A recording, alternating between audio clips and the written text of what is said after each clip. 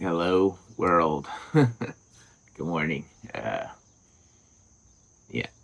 switching things up uh, from call it bike related content. Just wanted to cover, I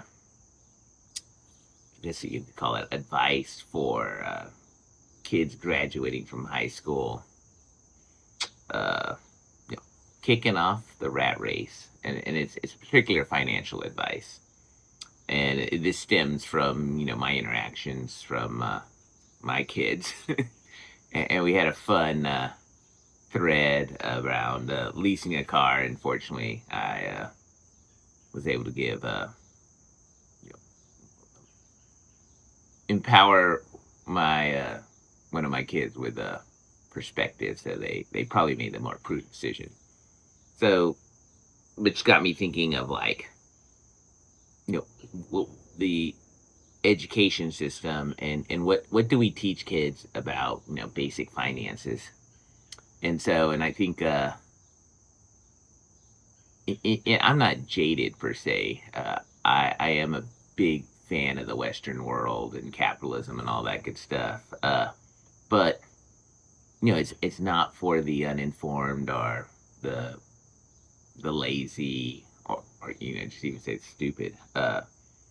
Facet of it is there's two perspectives. Is one is an unregulated company.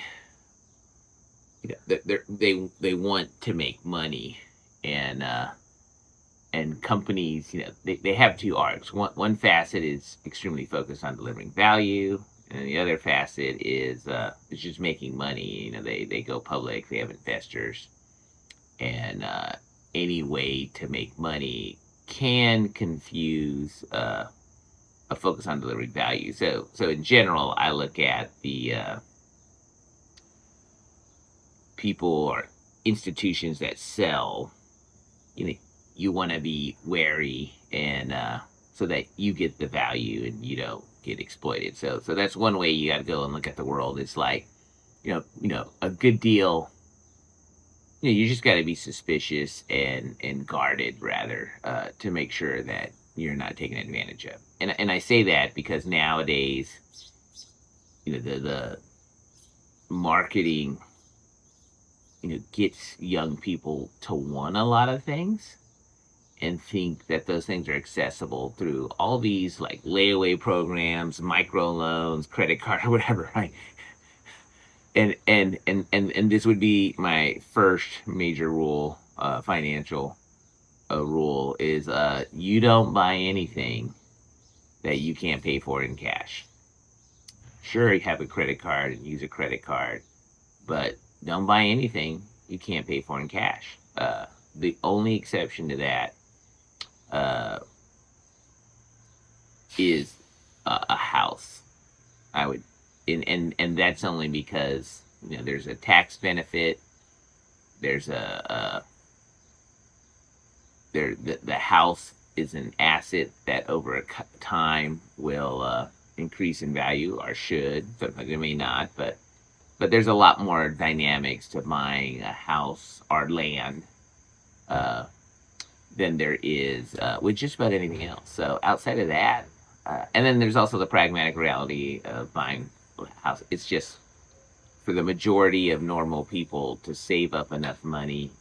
I mean, you'll go decades, like just the housing market's a little insane. So that's the only area where taking a loan, I think, is acceptable, where you don't have the cash up front.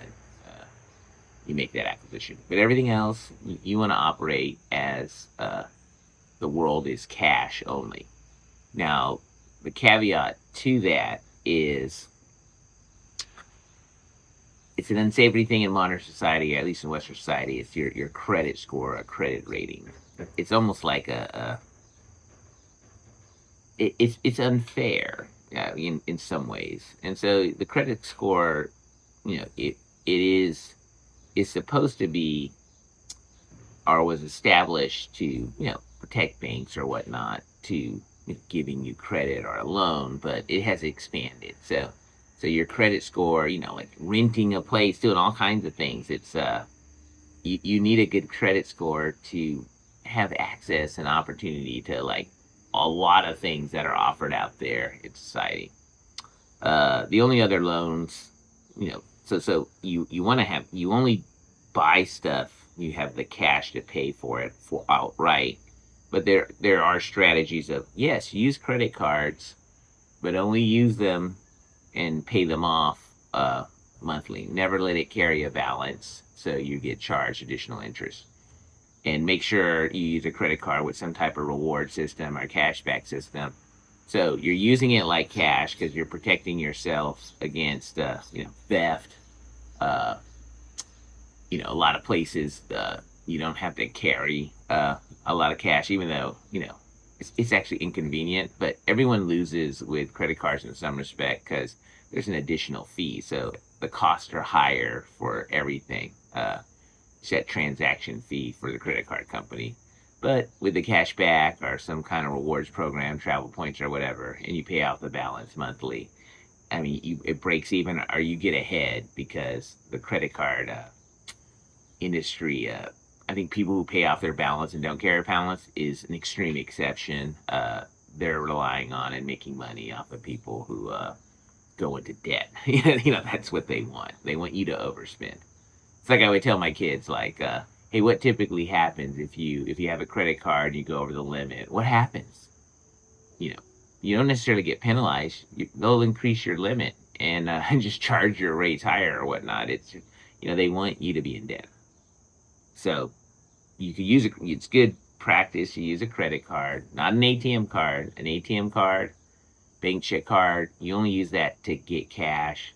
Tuck that away because if anyone exploits and steals that, they're stealing money directly from your checking or savings account, which is, in my day, it was a little bit hard to recover. But a credit card, you have a lot more protections.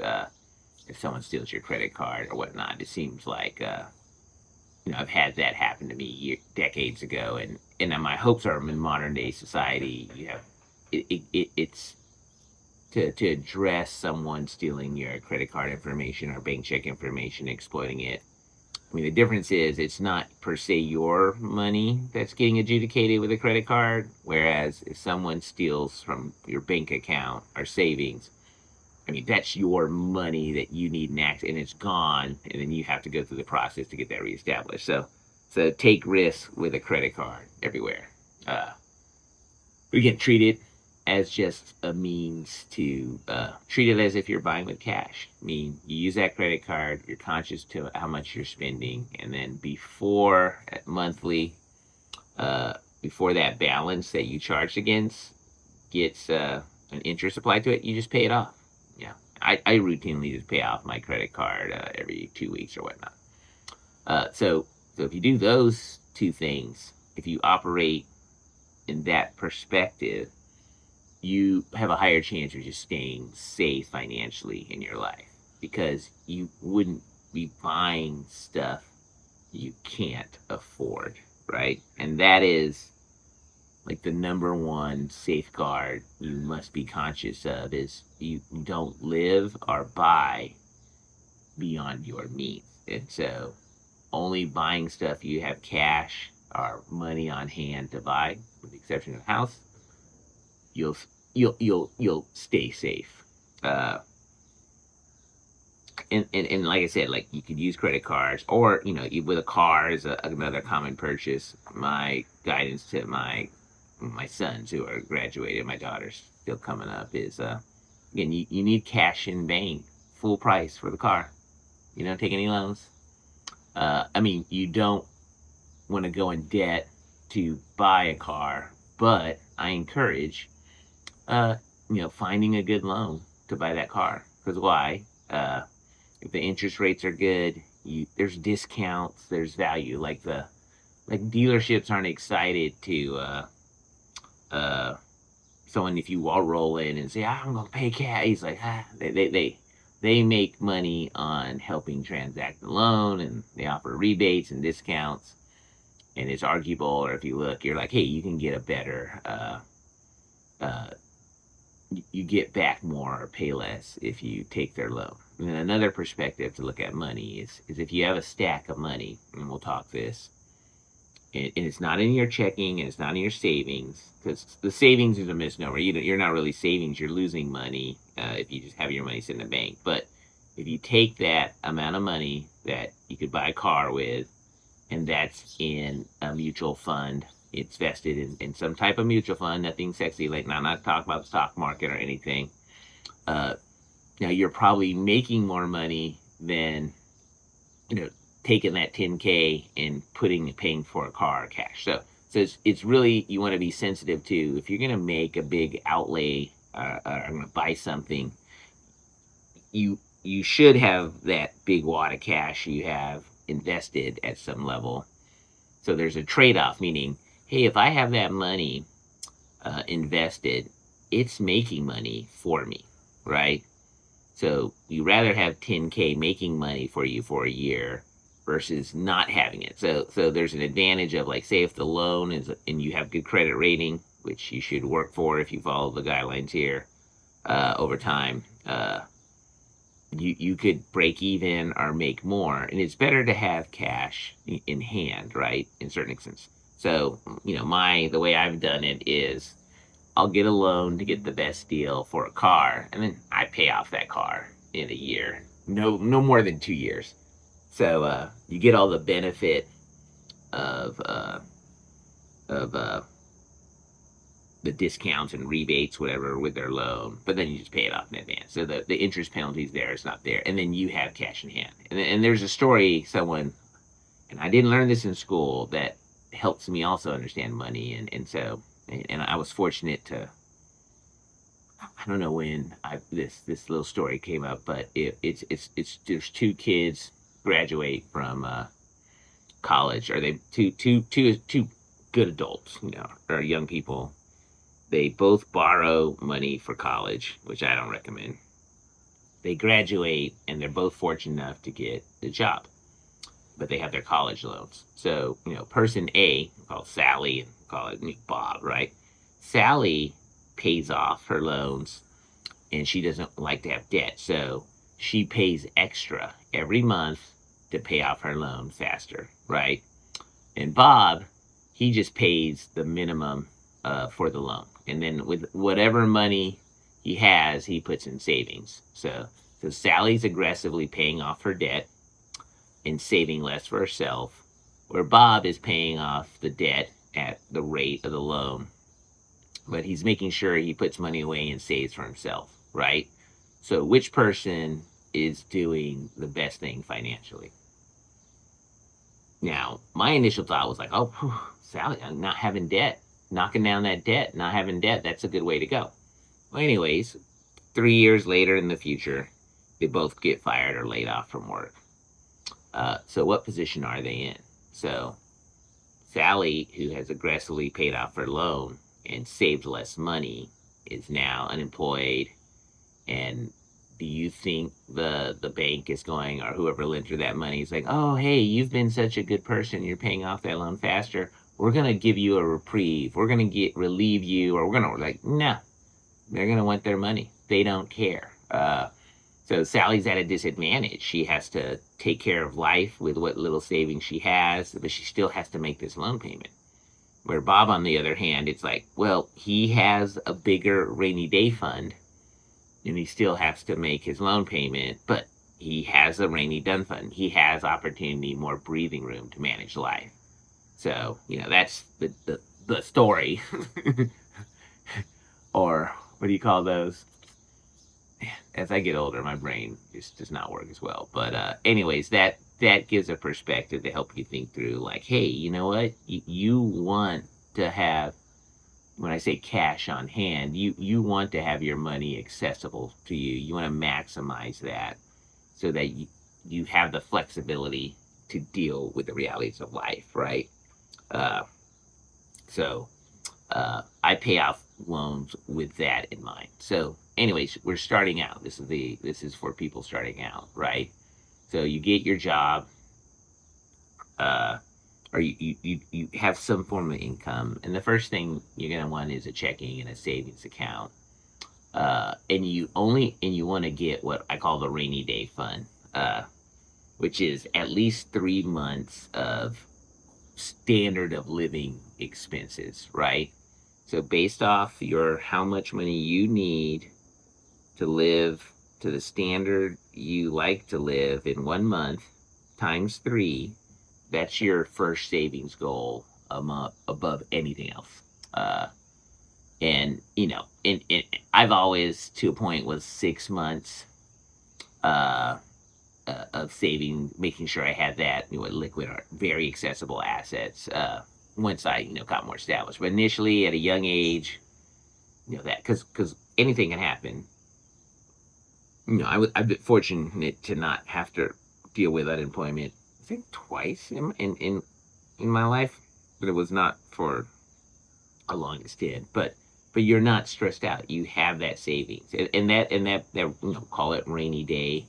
You could also use it like, hey, you want to buy something a little more expensive than what your routine purchases are, or hey, take a vacation or whatever. Wait, you have a little you have money available for you to what I call as like discretionary spend above survival, and where one of the discretionary expenditures you could make is a vacation or something. So you want to get that little call it nest egg cured up front. That's your first priority after living expenses and whatever. Which ideally you're living within your means, so you can save just a little bit. Once you have a rainy day fund, you want to seriously look at anything above that is to put it into a mutual fund and just automatically every pay period put what you can into that, because that's going to grow. Like a bank savings account, the interest you get on that is typically below the inflation rate, so you're kind of losing money having that money in reserve. Putting it into like like a boring stable, like with Fidelity or any of these investment firms, they have like I have one just tracks. I told my S&P 500 and it does great over time. And it's like you just put your money in there, take advantage of compounding interest, and that money's going to grow. It just sits there, and you make money on money. Yes, it'll go up and down, but over time things grow. And if the stock market goes absolutely to hell, I mean, we will all have bigger problems. So you definitely want your money invested in some form, which goes into another thing I never learned in school, through college, or whatever, is the tax consequences of your respective income. So in school, you're encouraged to go out and get an education and get a job. Like everything in even my kids, that my daughter, she's about to graduate high school, and she said they had like some survey to the kids, and everyone wanted to be doctor, lawyer, you know they wanted everyone wanted to get a job. And the contrast is, no, kids aren't encouraged to be entrepreneurs, start their own companies or work for them, none of that stuff. So the taxes, the government tax you the worst is if you trade your time for money. So if you go out and get that job, which you're encouraged to do, I mean, you're taxed at the highest rate, like 30 something percent. So they're going to take the most money from someone who just goes out and, and as what you think you're doing best for yourself, and get a job. Taxes on investments, if you're have your own company, and or you work for yourself and have a company, are two different things, and I'll talk that. But the tax rate on all of the other options is way less. so so it's like and then that's where you hear in the media like, oh, tax the rich, they make this much money. It's like, well, the rich people aren't getting taxed for salary. So they're getting taxed relative to their income, taxed less relative to their income, because they know how to make money smartly. Where the rest of us are like, and it's not a conspiracy. It's just we're encouraged to just get a job, right? So once you save up enough money and you invest that, the money you make in investing your money is taxed way less than you killing yourself working hourly. So that's important to understand. The little caveat or nuance between work if you have your own company, working for yourself and having a company. Well, when you work for yourself, uh, the value in what you do is only is scalable to you. So you have to trade, and all you have to invest in your self employment is your time and your life per se, right? So to make more money in that regard, unless you're like a financial insurer, whatever, you typically take that away from your personal life, right? Where a company means you have people, process, and systems to deliver that service. Where it's technically infinitely scalable. Like you can look at Elon Musk and Jeff Bezos. It's like, well, they had an idea, they created a company which is just people, processes, technology, and stuff like that. And I mean, look at the level they scaled at. So yes, infinitely scalable. But when you work for yourself, it's a different world. It can be harder based off what you do and all that good stuff. But you're still selling your time for money at a lower tax rate, but probably a higher opportunity cost against your personal life. So that's something else to consider. But again, none of this you learn in school. So, so the next dangerous thing, let's talk college loans, right? I personally believe that their college loans are a horrible idea. Every year of my kids, when they have this college lecture where they tell all the kids, like, don't worry about college, everyone can go to college. There's financial aid, all this stuff sounds great, but here's the reality. Like, and this is, you can call it a little cynical or maybe more practical. It's like, why do you go to college? You're not going for an education. To me, some may, like if you get a solid degree, like say like nursing, or there's a field of education that translates directly to getting a job. Now, only in that area, and I'll just use nursing as a very practical area where, you know, when you, unlike law, so in nursing, you can get a solid degree that will translate in you getting licensed, and then hey, you're immediately, there's jobs for a certified nurse, right? So that education track, you can do a trade off. If you don't have the money, you go to a decent nursing school, you borrow it. It's like that should translate to a job. Uh, Now, on the other side of things is like a lawyer is different because my dog. A lawyer is different because you go to law school, say you pass the bar. I mean, it should translate in job, but the difference between a lawyer and a nurse is if you don't go to a top law school, right?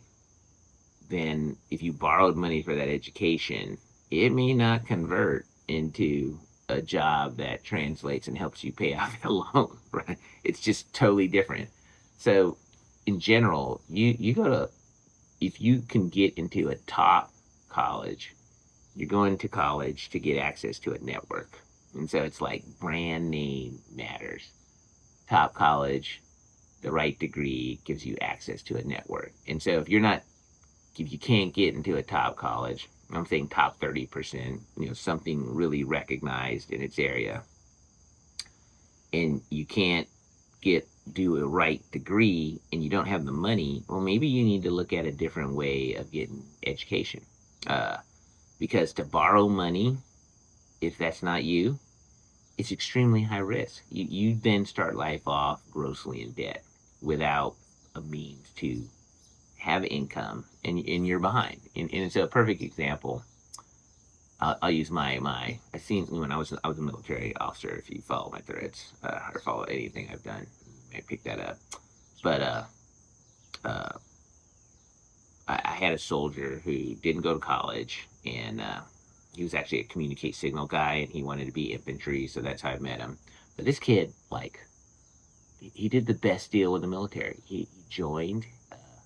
He he took advantage of the housing, the chow, and he saw the life as an adventure, and he saved everything he could. And so at that time, this is 94, 95, 1994, 95. He got out of his enlistment and he saved tens of thousands of dollars. He bought a geometric. He actually visited me while I was still in and brought me some homemade syrup from wherever he's from. But the point is, hey, he didn't go to college right away. He joined the military, which I'm a fan, and saved a ton of money. My oldest son, he wasn't. Both my boys, for whatever reason, were not excited about college. So I was like, so I encouraged the military, which they did. My oldest son is like he's gave them the strategy that I learned from smart young soldiers who worked for me, and the foundation of this vice. And my oldest son is definitely doing really well. And at first I was not a happy camper that he didn't have take the opportunity he had to go to a good school. But now it's like, yeah, I changed my mind. I'm like, okay, you're living within your means, and he's saving a lot of money as he's figuring out what he wants to do with his life, and he's not in debt. He has money, so he can, figure out and make decisions for himself. And it's a way less stressful position to be, uh, sitting on a reserve than having a degree in debt and cannot find a job, right? So he's getting work experience, life experience, piling, saving money, and which is a future opportunity. So college, I could that I could go up on that. So I think, again, like I said up front, it's a business, it's an exploitive industry, and sadly, where I don't think everyone deserves a college, should go to college. It's not for everyone. And, and, and I guess if you look across our society, you can see the consequence of a lot of folks with degrees in debt and struggling with opportunities. But that's that. So, anyways, I mean, that's it. It's really simple. You know, you know, it's basically live within your means. Meaning, if you don't have the cash, don't buy it. Uh, save up to 3 months of your quality of life expenses for a rainy day. So once you get a job and you can make your ends meet, start saving. Don't go buying and spending crazily until you get your rainy day fund. 3 to 6 months of living expenses. At a minimum, once you get to 3 months, then you want to invest what you can, and make that your primary source of savings, because you make more money and get taxed less for investment income. So stable, nothing crazy. I mean, if to do stock market, you got to get smarter, and you have to be into that stuff to take that risk. But a basic stable mutual fund, get smart enough on that, and then do that. Uh, don't borrow money except for a house, but learn about that, because there's tax benefit and other tangible benefits, and a house is an asset that will increase in value, where you can actually make money on that loan over time, if you can buy in the right location or whatever. Uh, cars, you use credit cards, but pay them off, use them as cash. Make sure you get ones with no fees and rewards, and you get out ahead, because it's just, you need a credit score. And in so many ways, there's less risk using credit cards, even though there's a fee, than walking around with cash, going to ATM, not getting robbed, exploited, or whatnot. Don't use your bank check card like a credit card. Only use that for ATMs. Uh, what's the other detail? We covered. Oh, last thing, about, you have to make money, right? You have to get something. So kids who are in school, while you're in school, uh, and you're getting to this thing, the world, like, they only tell you about college, but they don't cover the trades and other industries, or even starting your own business. So look at all of that. But the game that you want to avoid is the minimum wage game, the low skilled labor, uh, because and that's like working at fast food stuff like that. Is because when I lay this out to my kids, like, don't think you get a job in high school and you're making some money. You're like, oh, but at minimum wage, the way those systems are set up, they don't want people, they won't give hours, or they don't staff so they could have full time employees, like 32 hours, 40-hour a week employees. They will staff so they keep the hours they give each person a week is below 32. Because there's a line, I guess it may differ in state to state, that if you have a full time employee and meets that criteria, then you have to offer benefits, right? And so the staffing strategy for a company, because they're really smart about making money, is like, well, I'm not going to staff a full suite of full time employees because then I have more costs for healthcare, retirement, all this other stuff. I'll staff to shifts that amounts for each employee. They don't cross that full time threshold. So that, hey, they buy their service, but they don't have all those second order larger costs of a workforce. And that's what the fast food and low end retail industry is all about. Low skilled labor. And it's a messed up game. So you don't think you're like, oh, can easily get by with low skilled labor, because you're going to have two jobs. That's why people have multiple jobs, because one job will refuse to give them the hours, of a full time employee. Because it's like, oh, it's not horrible. It's just, again, in Western society, there's nothing but opportunity, and you have this opportunity while you're going through the education system and whatnot to establish a skill.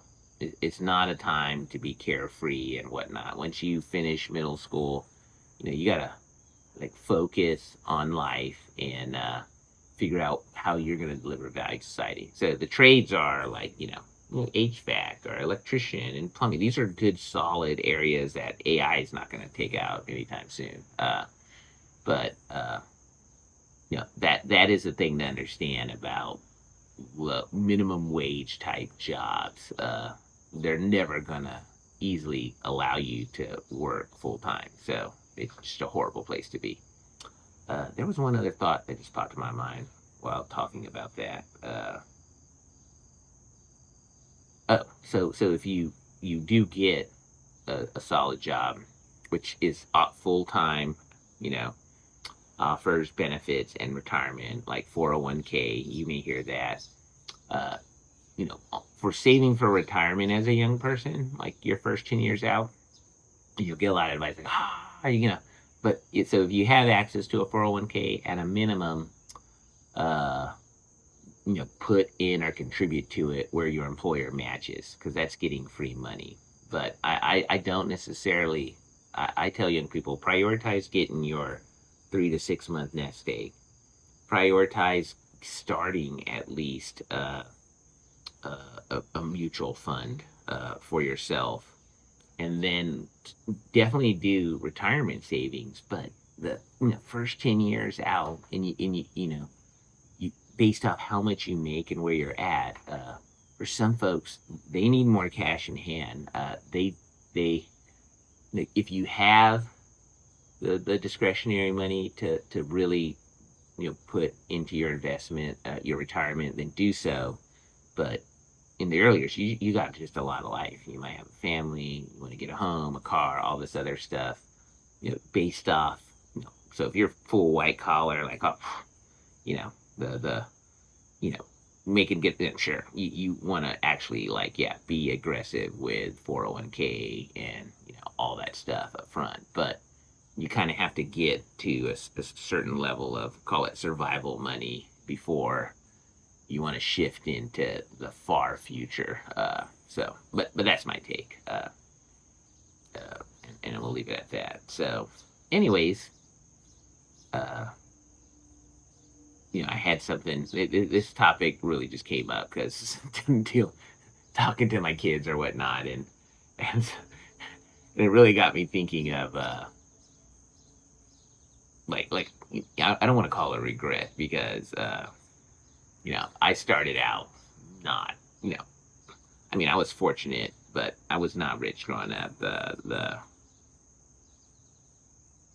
through the military, I would say I was been able to live in a great county, raise my kids in an area with great schools, really safe and all this stuff. But it definitely blows my mind of like how ignorant I was on anything financial, and how ill prepared public education was to like enable me as a really nerdy kid who was a good student uh, to just deal with simple reality. In fact,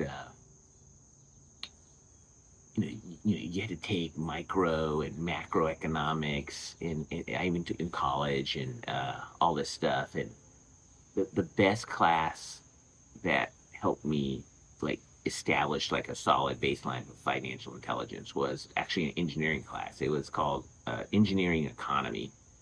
And a facet of the course was like, hey, you got to acquire materials for big projects, and it's capital expenses, operational expenses, and so when you get a lot of materials, typically was through a loan or something, you had to understand interest, loan interest, like a mortgage payment, right? And so annual percentage rate, stuff like that, and amortization rate. It's like the time value of money, and it's like it was only in engineering class that I learned the equations and the math to understand like what credit means, what APR, annual percentage rate means, like what what it means to take a loan and have debt or to have money. It's just that was in an engineering class, and it was in the context of engineering projects. Fortunately, I could translate that and those formulas to life, and then that gave me the nucleus of like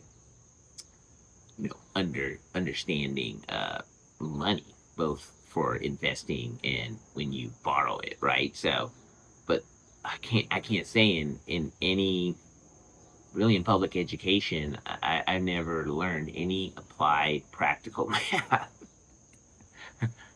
for being a successful citizen. And so why is that? I mean, maybe I'll post something on my take on the education system in the U.S. But yeah, why is that? So, anyways, if you're a young person, maybe I don't know why you would be listening to my channel or looking at any of this stuff, but older guy blather on life, and for someone who did not start out with any real money, I could say at my mid 50s, like, oh my god, thank God I figured out enough, and the foundation was cash only. I locked into that and I stayed within my means, and I'll say that also just because now they'll loan you money for anything. Like if you go and like, oh, I want to buy, it's like $50. Hey, you can't pay for that? Here, apply for this thing and we'll help with it. Hell no, no, no, none of that. Cash only. The systems out there right now, modern society, any young person is they want you to be in debt. They want you to live above your means. They offer all kinds of ways for you to get in debt. And I'll actually close with this. On leasing a car, horrible idea. Horrible, horrible idea unless you're someone with extreme discretionary income. My take on where car leasing came about is couldn't sell dealers, industry, the business people are smart, right? They can solve all kinds of problems. And for them, it's like, hey, you have cars sitting on the lot. People can't afford or buy them because if they take a loan, they'll pay X dollars. But hey, some genius came up. Well, we can lease them.